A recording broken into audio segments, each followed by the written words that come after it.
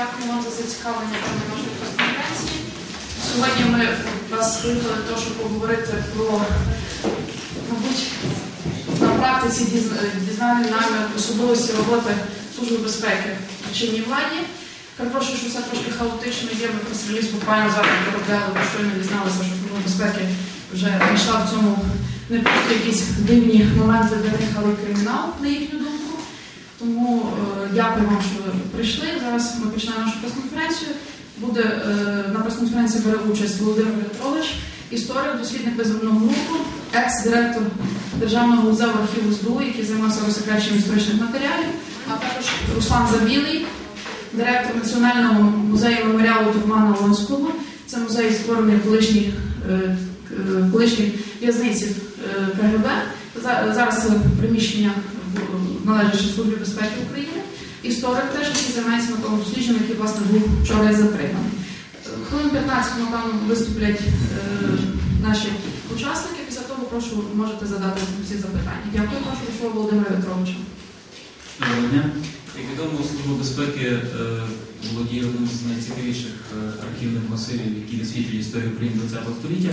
Ці документи дісталися їх спадок від карально-репресивної системи Радянського Союзу. Відповідно, це документи, які, по суті, висвітлюють функціонування цієї системи, починаючи від чрезвичайної комісії та закінчуючи КГБ з 20-х до 80-х років.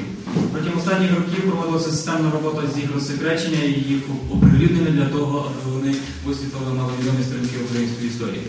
Відповідно, нами було розмножено, скопійовано і розповсюджено через засоби масової інформації, через різноманітні сайти тисячі документів, які висвітлювали маловідомі сторінки української історії.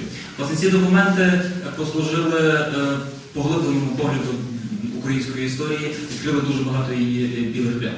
Через це, очевидно, як тільки змінилася влада, як до влади прийшла команда Віктора Януковича, яка не приховувала своїх проросійських симпатій, дуже швидко почала згортатися ця робота. Спочатку було призупинено розсекречення, яке не відбувається, потім було призупинено повно електронної бази електронного архіву цих документів. Далі це, очевидно, вилилося в відомі вам кроки ініціативи міністра освіти Дмитра Табачника, а зокрема вилучення певних періодів і особистостей з історії України.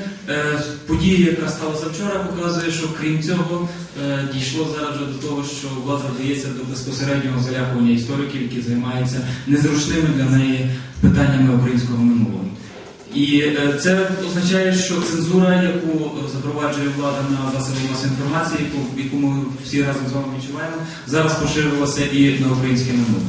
Я думаю, що зараз найцікавіше і найбільше вам розкаже безпосередньо Руслан Забілий, який став однією з перших жертв в галузі історії політики нової влади, який детально розповість про те, що сталося з ним вчора і як, власне, поводилися з ним співробітники Служби безпеки України.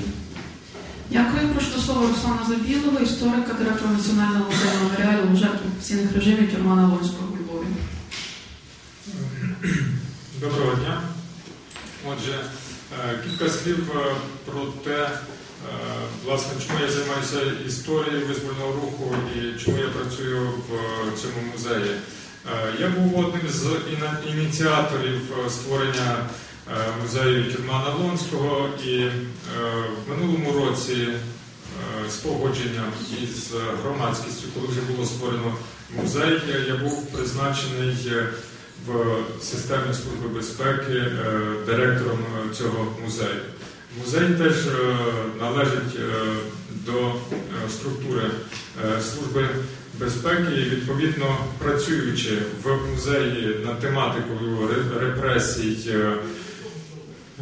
діяльності радянських органів влади і так далі, я мав можливість, як будь-який історик, працювати із документами в різних архівах, в тому числі і архіві Служби безпеки в Києві. Вчора я приїхав в Київ в 7:30 ранку поїздом в службову поїздку, яка була пов'язана із діяльністю музею. Мене зустріли 6 співробітників Служби безпеки, які не представилися поіменно, сказали, що вони є працівниками служби, і запросили сісти в машину, проїхати з ними в приміщення СБУ. Там мене протримали 14,5 годин в процесі. З'ясовувалося питання моєї історичної тематики, сфери зацікавлення історією, чим я займаюся, що я досліджую. Також після пояснень, які співробітникам здалися, очевидно, невичерпними, мені було запропоновано добровільно віддати особисті речі, які зі мною були. Це ноутбук і хард-диск для перевірки на наявність інформації, документів історичних під грифом «таємно», цілком таємно, які нібито були несанкціоновані, зняті з комп'ютерів УГДА СБУ. Є кілька осіб підозрюваних, цифра називалася 19 людей, яких перевіряють. І, відповідно, цю процедуру маю пройти і я. В результаті того всього, коли я в співробітників запитав, на якій підставі проводяться такі дії, щоб мені представили документи, чи є якась вказівка керівництва служби, чи є санкція суду про вилучення моїх матеріалів.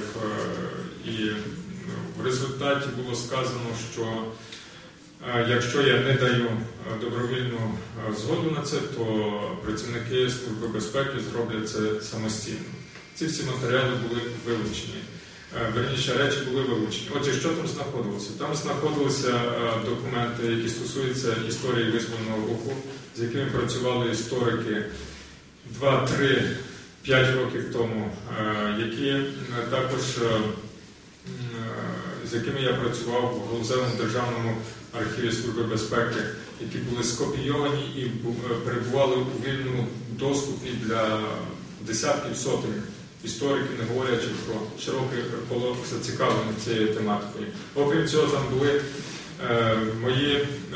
мій науковий доробок, публікації, які готувалися до друку, особисті речі приватного характеру, сімейні фото і так далі. Електронна бібліотека, все те, що необхідно для роботи історика десь в інших умовах, не домашніх.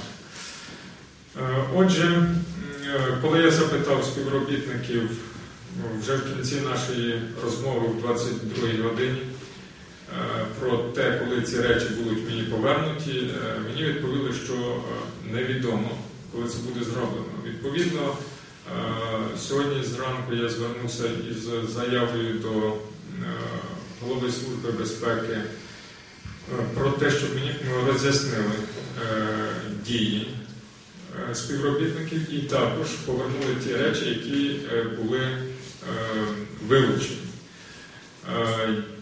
Мова йде про те, що мені дали зрозуміти, що, власне, я мав би себе почувати шпигуном, який розповсюджує документи, хоча історичні, які, власне, давно розсекречені і, крім історичної цінності, іншої не мають. З огляду на це я вважаю, що це є тиск на тих людей, які займаються дослідженнями цієї тематики. Тому я б десь схиляюся до думки, що, мабуть, я не перший і не останній, з ким з істориків будуть мати справу наша спецслужба, і це десь попередження, мабуть, застереження, бо в такому випадку може прийти додому до будь-кого з істориків, затримати будь-кого, перевірити на наявність матеріалів, чи немає там державної таємниці. Дякую, Руслане. Хочу вам повідомити також, що сьогодні, 9 вересня зранку, коли співробітники Національного музею меморіалу Тюрмана Лонського прийшли на свої робочі місця, їх не допустили тут. Тобто ні дирекція, ні співробітники не мали можливості від робочих місць мати доступ до своїх комп'ютерів і до будь-яких особистих речей, які людина може тримати в себе на роботі. І Єдине пояснення, яке звучало, що це є вказівка керівника обласного управління Служби безпеки. Більше жодних пояснень не було надано. Дякую. Зараз передаю слово ще Володимиру Петровичу. Я ще додам найсвіжіші новини, які ми буквально роздрукували за кілька хвилин перед тим, як почалася наша прес-конференція. Отож, повідомлення з сайту Служби безпеки України. Службою безпеки України порушено кримінальну справу за фактом готування до розголошення співробітником СБУ відомостей, що становлять державну таємницю, тобто за ознаками злочину, передбаченим частиною 1 статтею 15, статтею 328 Кримінального кодексу України. Встановлено, що співробітник СБУ Забілий РВ з метою передачі третім особам несанкціоновано зібрав відомості, що становлять державну таємницю. 8 вересня 2010 року, після прибуття з Львова до Києва, він був затриманий із цими відомостями. Наразі встановлюється коло осіб, яким призначала зазначена інформація. Отож, я як законопослушний громадянин готовий допомогти слідству і заявляю, що коло осіб, яким призначала зазначена інформація, є надзвичайно широким. Заявляю, що до цього кола належать і присутні тут журналісти, тобто ви теж причетні, ви теж є співвинуватцями цього злочину, тому що мова йде про документи, які були розсекречені протягом 2008-2010 року. Мова йде про ті документи, які мали за завдання поширюватися серед громадськості для вивчення їх істориками, журналістами, для пізнання українського минулого. Мова йде про ті документи, які не містили жодної інформації, що може вважатися державною таємницею, хоча б тому, що практично всі ці документи стосуються політичних репресій. А згідно закону України про державну таємницю, жодна інформація про порушення прав і свобод громадян не може вважатися державною таємницею. Отож, якщо підсумувати всю нашу сьогоднішню інформацію, то можемо побачити, що співробітники СБУ, сьогоднішні співробітники СБУ не лише намагаються приховувати злочини тоталітарного режиму. Напевно, вони їм настільки сподобалося, що вони намагаються зараз копіювати їх в сьогоденні. На жаль, ми з вами стали свідками застосування практики 1937 року у 2010 році. І від нас з вами буде залежати, чи ця практика буде далі поширюватися, чи ми зупинимо цю практику і не допустимо її подалі. Як колишній співробітник СБУ, я знаю, що ця служба завжди жалілася на мале фінансування, на те, що немає коштів для розгортання серйозної діяльності. Тож я пораджу теперішньому керівнику Служби безпеки і його безпосередньому шефу, президенту Януковичу, витрачати кошти платників податків не на спецоперації проти істориків, не на спецоперації затримання істориків і науковців, а все-таки зосередити свої зусилля на боротьбу з корупціонерами і шпигунами, що є головною функцією Служби безпеки України. Дякую. Дякую. Хочу також ще уточнити, що рішення, ми не знаємо, як приймалося рішення про відкриття кримінальної справи, але вчора, під час цієї довжелезної розмови, Руслану Забілому не було повідомлено жодних таких речей. Сьогодні, після кількох дзвінків, не було виголошено жодного звинувачення. Сьогодні після кількох дзвінків прес-секретаря Марини Остапенко, Володимира Петровича з запитаннями, що ми плануємо робити надалі. І з відповіддю його, що так, ми звертаємося до громадськості і будемо говорити журналістам про те, що таке відбулося. Моментально на сайті Служби безпеки з'явилася інформація про відкриття кримінальної справи. Отже, ми бачимо, що Служба безпеки, мабуть, ще хотіла і залякати, щоб історики не зверталися до медіа, не зверталися до громадськості, не розказували, що з ними роблять, коли їздять з Києва до Львова, з Львова до Києва з відрядження. Дякую. Тепер можете задавати, будь ласка, питання.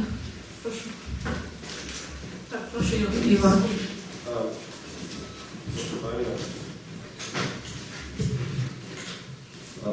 До пана Руслана, а як ви пояснюєте, чи є у вас є ідеї, з чим це саме може бути пов'язано? Можливо, з якимось конкретним документом чи конкретною темою та в рамках досліджень визвольного руху, яким ви постійно займаєтеся? Є у вас внутрішнє відчуття, що це? Звичайно, таке відчуття є, тому що всі наші розмови довжелезні точилися навколо одного, навколо тематики визвольного руху, моєї теми історичних зацікавлень, і також десь звучали такі пропозиції, що можливо краще би було займатися непрофесійною історією, працювати десь в школі вчителем, і там можна зробити кар'єру. Тобто, так чи інакше, я вважаю, що, власне, йде мова про те, що зараз, мабуть, не дуже вигідно